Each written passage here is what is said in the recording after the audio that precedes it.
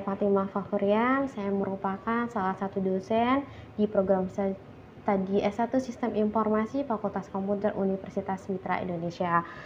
Pada kesempatan kali ini saya akan menjelaskan mata kuliah yang saya ampu, yaitu mata kuliah Dasar Teknologi Informasi dengan metode blended learning, yaitu penggabungan antara metode sinkronus yaitu tatap muka di kelas dan asinkronus yaitu diskusi dan penugasan di lms.umitra.ac.id. Video ini dibuat dengan tujuan untuk memenuhi salah satu persyaratan sertifikasi dosen tahun 2024, yaitu pernyataan diri dosen dan untuk kerja Tridharma Perguruan Tinggi atau PDD-UKT-PT pada aspek pengajaran.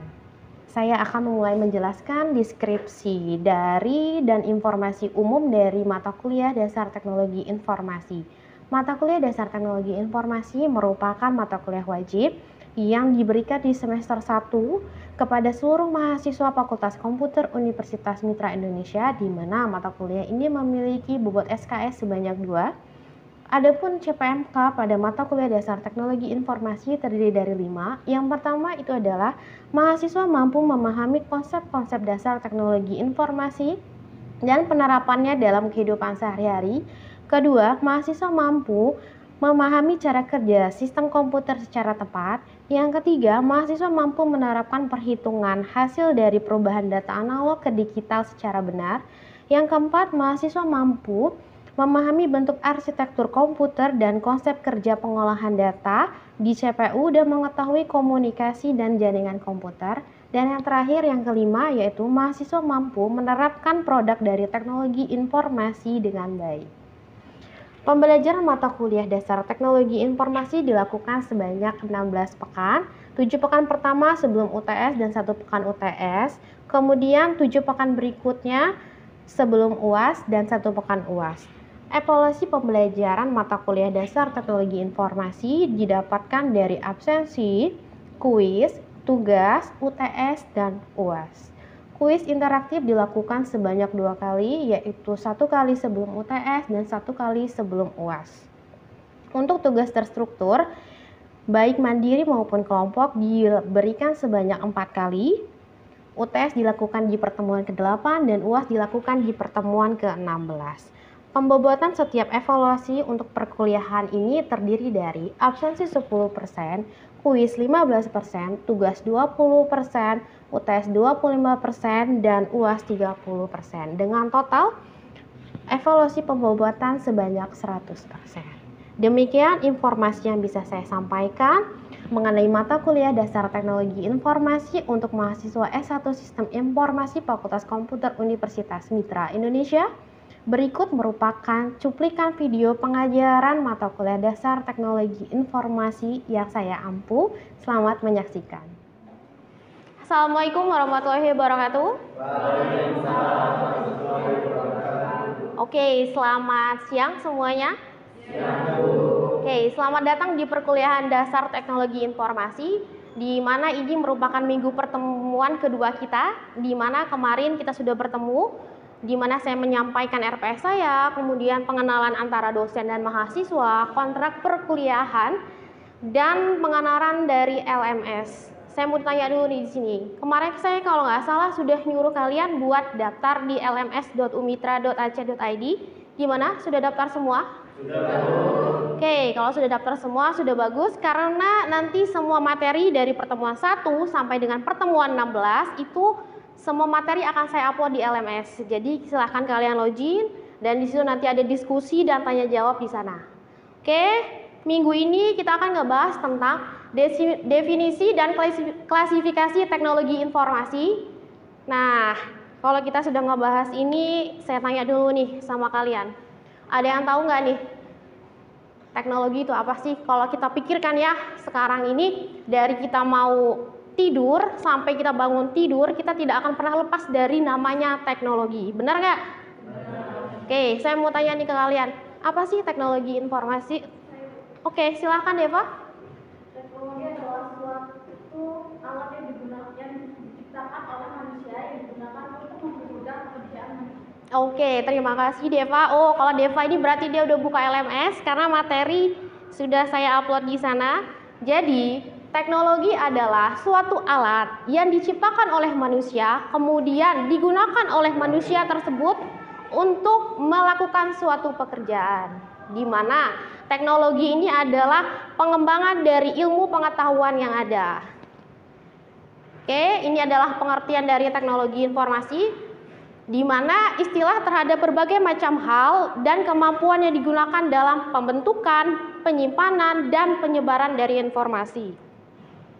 Nih, saya tanya nih, kenapa sih kita ini perlu teknologi? Kalau dipikir ya, orang zaman dulu aja bisa hidup dengan tanpa teknologi, tapi zaman sekarang itu nggak bisa. Kenapa? Yang pertama ada kompleksitas tugas manajemen. Artinya itu adalah ada kesukaran atau kesusahan dalam melakukan tugas manajemen. Jadi diperlukanlah sebuah teknologi yang digunakan untuk memudahkan manajemen dalam melakukan tugas-tugasnya. Kemudian pengaruh globalisasi, di mana pengaruh globalisasi ini berpengaruh kepada perusahaan-perusahaan atau kepada bagian-bagian yang terkait. Kemudian perlunya respon time yang cepat. Ada yang tahu nggak respon time yang cepat? Artinya respon time yang cepat itu adalah dapat diakses dalam hitungan detik, menit, dan kapan saja, selama kalian terhubung dengan teknologi tersebut. Oke, di sini ada tekanan persaingan bisnis. Kenapa perlunya teknologi? Nih, saya kasih contoh analoginya. Ada toko A dengan toko B. Toko A ini menggunakan teknologi. Toko B ini menggunakan teknologi. Kira-kira menurut kalian di zaman sekarang ini, mana toko yang akan ramai pengunjungnya? Yang menggunakan teknologi atau yang tidak menggunakan teknologi? Oke, benar. Ada yang bisa kasih jawaban? Ya, oke. Kenapa dia toko A ini menggunakan teknologi? Yang pertama, ketika melayani konsumen, itu ada. Nih, kita ambil contoh gini. Di toko A ini, ketika melayani satu konsumen, itu hanya memerlukan waktu 1 menit. Tetapi di toko B yang tidak menggunakan teknologi itu bisa memerlukan satu konsumen memerlukan waktu 5 menit. Oke, kalau kalian bayangkan kalau yang belanja ada 100 orang, bisa dibayangin nih di toko ini bisa sampai jam berapa kalian selesai belanja. Sedangkan di toko ini menggunakan teknologi, kayak kita di Indomaret atau di Alfamart kan modelnya scan barcode. Kalau di toko B ini dia harus cari dulu, ditulis dulu harganya, di total dan sebagainya. Bisa kebayangkan? Akhirnya apa? Konsumen dari toko B ini pada pindah ke toko A. Mendingan beli di toko A karena saya waktunya habis banyak di toko B. Akhirnya karena ada persaingan bisnis tersebut, maka kita memerlukan namanya teknologi. Oke. Kalau kita berbicara tentang teknologi, itu berarti berhubungan dengan apa yang diinputkan dengan outputnya. Kalau yang diinputkan itu berarti adalah data. Data ini adalah kumpulan fakta-fakta yang belum diorganisir. Artinya belum memiliki arti bagi si pengguna. Ingat ya, nanti di UTS akan saya tanya nih, apa perbedaan data dan informasi? Kalian harus ingat ya. Gak usah ingat ya, gimana ya, paham setidaknya. Oke, kalau informasi adalah kumpulan data yang sudah diorganisir sehingga memiliki arti bagi si pengguna. Ingat, kuncinya kalau data itu kumpulan angka-angka yang belum memiliki arti. Sedangkan informasi adalah kumpulan angka-angka yang sudah diorganisir atau memiliki arti bagi si pengguna. Oke, bisa dipahami ya perbedaannya. Nanti kalau saya minta seandainya di soal kuis, tolong jelaskan perbedaan data dan informasi serta berikan contohnya. Berarti kalian sudah paham semua ya. Oke, ini adalah infrastruktur informasi. Yang pertama perangkat keras.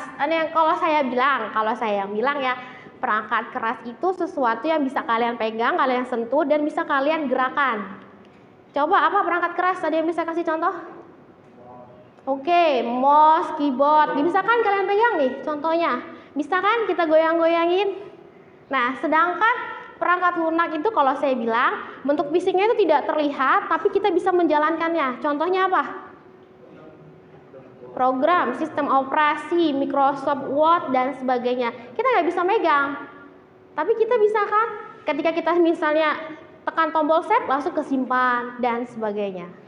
Oke, jaringan dan komunikasi ini biasanya berhubungan dengan kita mau mengirim data.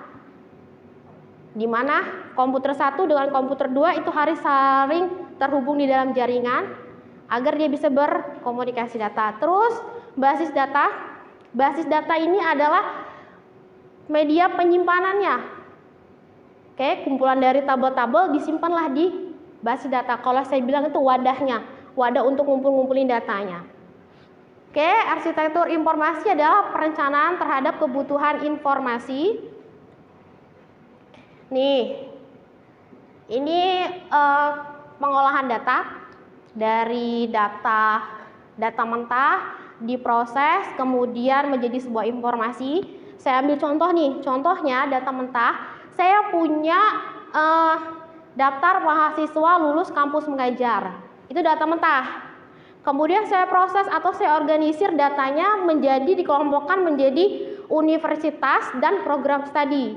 Saya cari itu datanya. Ternyata setelah saya olah, jadilah mahasiswa lulus kampus mengajar atas nama Deva Imelda merupakan mahasiswa program studi Sistem Informasi Fakultas Komputer Universitas Mitra Indonesia. Di dalamnya sudah ada pengolahan. Jadi udah ada data mentah, proses, dan informasi. Jadi paham ya sampai sini? Yang di data mentah itu kita belum memiliki arti bagi kita. Ketika sudah jadi informasi, dia memiliki arti bagi kita.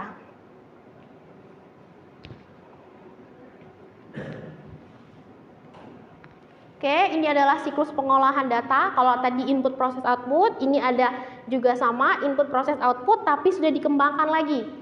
Di situ ada data diinputkan ke dalam komputer menggunakan alat input yang tadi sudah disebutkan oleh si Arif, ada keyboard, mouse, dan lain sebagainya. Kemudian diproseslah menggunakan komputer. Kemudian ketika sudah diproses, ditampilkanlah melalui alat output. Outputnya apa? Monitor. Oke, monitor jadilah sebuah informasi. Ketika kita sudah punya informasi, biasanya itu akan didistribusikan kan? Akan dikasih ini kemana orang yang memerlukannya. Oke, di mana kita harus garis bawahi bahwa teknologi informasi itu contohnya itu adalah komputer. Oke, ini definisi dari sistem informasi. Kalau kalian sudah berpikir ya, oh ini ada komputer nih, ada mencatat, mengolah, terus menyimpan, mengirim, menerima, dan mengambil kembali. Benar nggak nih? Yang pertama kita punya komputer. Komputer ini biasanya kita gunakan untuk menginputkan, kemudian kita gunakan untuk mengolah data, kemudian kita gunakan untuk menyimpannya, ya proses atau mengolah data. Kemudian ketika sudah kita olah kita simpan, ketika kita memerlukan datanya tersebut kita bisa mengambil kembali. Ketika sudah mengambil kembali, biasanya ada teman kita yang minta data tersebut, kita akan gampang mengirim atau menerimanya. Oke, ini samakan sama gambar tersebut. Ada proses dia mengumpulkan, memproses, terus menyimpan, menganalisis, dan menyebarkan informasi. Ini kalau berbicara tentang sistem informasi itu ada datanya yang tadi sudah kita bahas. Data itu adalah fakta mentah, kemudian informasi itu data yang sudah diolah. Kemudian di dalam sistem informasi itu ada pengetahuan. Kalau kalian bikin sebuah sistem informasi itu ada rule-rule-nya atau aturan-aturan mainnya. Nah, dibuatnya di dalam sistem informasi. Dan ini adalah pengertian dari sistem informasi berbasis komputer, di mana sistem informasi yang menggunakan komputer dan teknologi komunikasi untuk melakukan tugas-tugas yang diinginkan. Nih, keuntungan dari sistem informasi. Di sini udah pada pakai semua kan sistem informasi? Pakai lah ya. Kalian mau masuk, kalau mau masuk kuliah dulu ya, itu pakai ya. Terus ini keuntungan dari sistem informasi yang pertama proses pengolahan informasi cepat dan akurat. Zaman sekarang kalau kita sudah terhubung dengan sistem informasi, selama kita memiliki hak akses, kita bisa mengelola informasinya hanya dalam hitungan detik selama kita memiliki hak aksesnya. Kemudian efisien ini berarti dia itu menghemat biaya. Tapi ada yang bilang, Bu, kalau bikin sistem informasi itu kan mahal. Ya, memang mahal, tapi kalau penggunaannya jangka panjang, dia akan lebih murah ketimbang misalnya kita mau menambah karyawan lagi. Oke, hitungannya di sebagian sana. Kemudian proses pengelolaan informasi secara real time, tidak kenal waktu, jarak, dan tempat. Kalau dulu kalau kita mau perlu informasi, misalnya kita mau kirim lewat pos, itu kan lama ya waktunya. Sekarang kan enggak. Selama kita terhubung dengan jaringan, semua bisa diatasi antara jarak dan waktu tersebut. Ini adalah tujuan dari teknologi informasi. Ada yang bisa jelasin nggak nih? Oke, dari tadi saya terus yang jelasin. Oke, tujuan teknologi informasi yang pertama itu memecahkan masalah. Ada yang tahu memecahkan masalah itu seperti apa? Saya ambil contoh gini. Ketika kalian tadi kita balik lagi ke toko A dengan toko B ini tadi ya, memecahkan masalah dalam artian seperti ini. Ketika toko B ini dia punya masalah nih tadi, dia masalahnya dia dalam melayani konsumen dia lama kan, dalam hitungan satu konsumen bisa 5 menit dibandingkan dengan toko ini dia hanya 1 menit. Karena ada masalah itu, terus kemudian ketika mengecek persediaan barang, toko B ini dia harus ngecek satu-satu kerak-keraknya. Tapi kalau toko A ini kan nggak perlu, sudah ada sistem, tinggal lihat stoknya ada berapa, kan ketahuan. Kalau yang ini, karena kalian kesusahan dalam mencari datanya, kemudian kalian kesusahan dalam mencari jumlahnya, letaknya, dan sebagainya, akhirnya kalian ingin, kenapa kita nggak bikin aja sistem informasi penjualan di toko B tersebut? Akhirnya kan memunculkan kreativitas. Ya, kreativitas kalian dimunculkan, kalian membuat sebuah sistem informasi penjualan. Kemudian untuk efektivitas itu artinya dia lebih hemat biaya. Kenapa lebih hemat biaya? Sebenarnya mahal, tapi dia kalau untuk penggunaan jangka panjang, daripada kita menambah karyawan untuk ngecek-ngecek barang, lebih hemat kita membuat sebuah sistem untuk menunjang pekerjaan dari manusia tersebut. Oke, kalau dipikirinnya memang sih kalau kita menggunakan teknologi itu sekali keluar biayanya besar, tapi kita kalkulasikan lagi untuk jangka panjang itu akan lebih murah dibandingkan kita harus menambah orang. Ini fungsi dari teknologi informasi. Yang pertama itu menangkap. Menangkap itu artinya adalah pengambilan data-datanya atau menginputkan data-datanya, kemudian mengolah. Mengolah itu artinya mengorganisir data-data yang ada di teknologi tersebut, kemudian menghasilkan setelah diorganisir jadilah sebuah proses, di mana proses tersebut disebut dengan generating. Kemudian setelah kalian rubah jadi informasi, kalian simpanlah di media penyimpanannya atau database-nya. Kemudian ketika kalian memerlukan data tersebut, kalian bisa mencari kembali data tersebut di media penyimpanan yang tadi kalian simpan. Kemudian melakukan transmisi. Transmisi itu artinya menyebarkan informasi yang tadi kalian simpan ke orang yang memerlukannya. Oke, nih teknologi informasi ini setuju nggak kalian kalau teknologi informasi itu sudah menyebar di berbagai bidang, benar nggak? Oke, ada di sini ada bidang akuntansi, ada finance, semua bidang itu hampir rata-rata sudah tersentuh namanya teknologi informasi. Dari bidang produksi, kalau dulu misalnya kayak kue, kita diproduksi pakai tangan, sekarang kan udah ada teknologinya ya. Kemudian dari manajemen sumber daya manusia, ketika kita mau memasukkan berkas, kita mau melamar kerja, itu sekarang udah ada teknologinya. Kemudian ada bidang pendidikan dan pembelajaran, ya seperti ini yang kita lakukan sekarang ini, kita sudah memanfaatkan teknologi. Oke, saya mau tanya dulu nih, Kalau marketing ini kan biasa ya, banyak ya, banyak kita jumpai teknologi itu digunakan di bidang marketing. Ada yang tahu nggak nih penerapan teknologi di dalam bidang marketing? Siapa yang tahu? Bisa kasih contohnya? Oke, silahkan Dede. Contohnya itu seperti pemasaran atau suatu perusahaan, seperti Shopee atau Tokopedia. Oke, benar. Yang itu ya yang paling viral banget kayak itu yang digunakan zaman sekarang itu adalah Shopee, Tokopedia, di mana kita bisa memasarkan produk.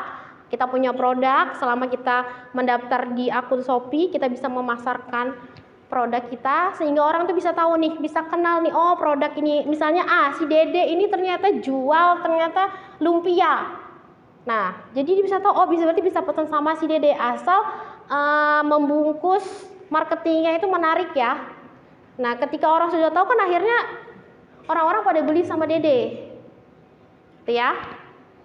Oke, itu di dalam bidang pembelajaran tadi sudah saya bahas. Seperti kita perkuliahan ini merupakan contoh dari TI di dalam bidang pembelajaran. Nah, kita ada tugas. Biasanya mahasiswa kalau udah lihat tugas itu cengar-cengir. Oke, nggak susah tugas kita. Ini tugas kita itu kalian masing-masing mencari dua contoh penerapan dari teknologi informasi. Yang pertama di bidang pendidikan, bidang ekonomi, politik, dan kesehatan. Masing-masing dua. Terus kalian jelaskan.